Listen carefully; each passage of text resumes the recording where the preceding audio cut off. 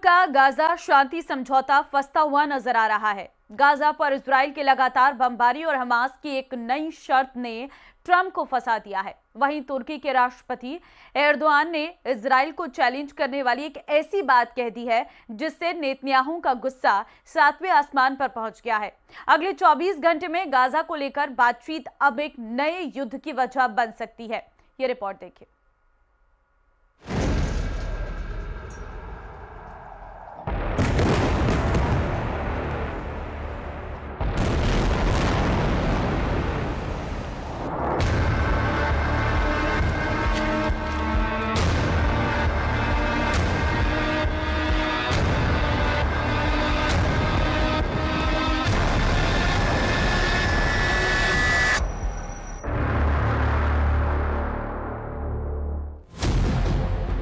एक तरफ अमेरिका के राष्ट्रपति डोनाल्ड ट्रंप, दूसरी तरफ इजराइल के प्रधानमंत्री बेंजामिन नेतन्याहू और बीच में एक बार फिर खड़ा हो रहा है हमास का प्रमुख याह्या सिनवार, जो ठीक 1 साल पहले गाजा के खंडहरों में मारा जा चुका है।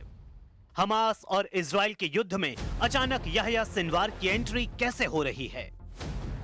इस सवाल ने व्हाइट हाउस तक सबको बेचैन कर दिया है, क्योंकि जब गाजा में नेतन्याहू की भारी बमबारी जारी है और हर कोने पर इजराइल की सेना मौजूद है, बावजूद इसके गाजा को अब भी कंट्रोल कर रहा है हमास। हमास ने डोनाल्ड ट्रंप के सामने बहुत बड़ी शर्त रख दी है। हमास ने कहा है कि अगर डोनाल्ड ट्रंप गाजा पर डील चाहते हैं तो इजराइल को याह्या सिनवार की लाश लौटानी होगी। याह्या सिनवार हमास का प्रमुख था और उसी ने 7 अक्टूबर 2023 को इजराइल पर हुए हमले का मास्टर प्लान तैयार किया था। याह्या सिनवार की लाश वापस लेकर आखिर क्या चाहता है हमास, और क्या है इस डिमांड को लेकर हमास का एजेंडा? इस सवाल ने अमेरिका के राष्ट्रपति डोनाल्ड ट्रंप और इजराइल के प्रधानमंत्री बेंजामिन नेतन्याहू को बहुत बड़ी उलझन में डाल दिया है, क्योंकि इजरायली बंधकों को लेकर डील अब तक फाइनल नहीं हुई है।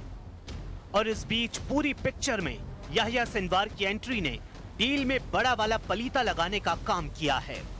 हमास की डिमांड है कि न सिर्फ याह्या सिनवार की लाश सौंपी जाए, बल्कि उसके भाई मोहम्मद सिनवार की बॉडी भी वापस की जाए, और ये शर्त डोनाल्ड ट्रंप के गाजा पीस प्लान का हिस्सा मानी जाएगी। The Sunday evening deadline was to hear back from Hamas on the proposal one way or another. And of course, on Friday, Hamas put out a very clear statement in the president's view that they accept the president's framework, and that's why those technical talks are now underway. But again, we want to move very quickly on this, and the president wants to see the hostages released as soon as possible. Israeli media में हड़कंप much गया है। आखिर Yahya Sinwar की लाश वाली demand के पीछे हमास का बड़ा मकसद क्या है? अमेरिकी मीडिया से आई इस रिपोर्ट ने अचानक गाजा डील पर बहुत बड़ा ब्रेक लगा दिया है। हमास को लेकर हो रही गाजा डील में सभी 22 इजरायली बंधकों को रिहा करने की शर्त है, जिसे हमास ने मान लिया है। इसके अलावा 26 बंधकों के शव भी हैं। ये वो इजरायली नागरिक थे जो हमास के बंधक थे और फिर हमास और इजराइल की मुठभेड़ के दौरान मारे गए या इजरायली बमबारी में जिनकी जान चली गई।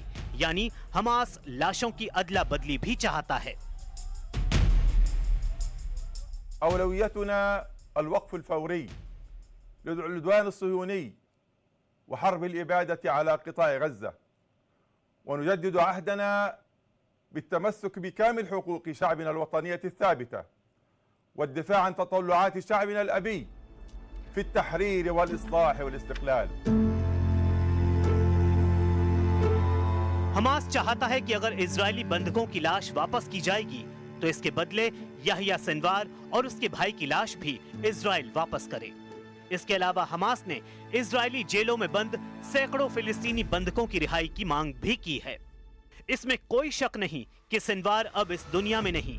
सिनवार मर चुका है, लेकिन गाजा और बाकी पश्चिमी एशिया में याह्या सिनवार की एक वसीयत बार बार वायरल होती है। इस वसीयत को लेकर इजराइल को और घबराने की जरूरत है, क्योंकि याह्या सिनवार ने खुलेआम इस वसीयत का ऐलान किया था। ये 26 मई 2021 का वीडियो है। तब याह्या सिनवार ने अपनी वसीयत पूरी दुनिया को बताई थी।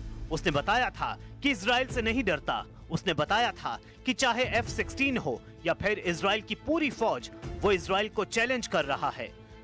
वो चाहे तो उसे मार सकते हैं।